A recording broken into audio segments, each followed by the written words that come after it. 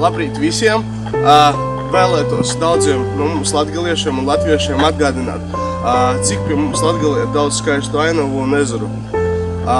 Tādēļ es visiem ieteiktu piecelties agrāk no rīta, sagatavot brokastis, labi pabrokastot un doties vai no ar mašīnu, vai no riteni, vai ar kājām, vai skrienot, vai ar nojām, kurš kā vēlas.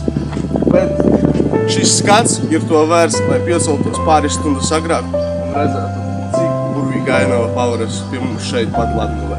Tā ka nav jābrauc mums uz Alpiem, ne uz Turciju, pie mums tepat ir ļoti viss burvīgi un skaisti.